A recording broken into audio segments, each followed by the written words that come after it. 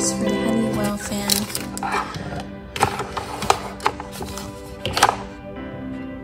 See? It's very well hidden, so you have to remove it from the back. See? 1, 2, 3, 4, 5, and 6. Once you take the screws off, the front plate will come off. And then you can clean it and put it back together.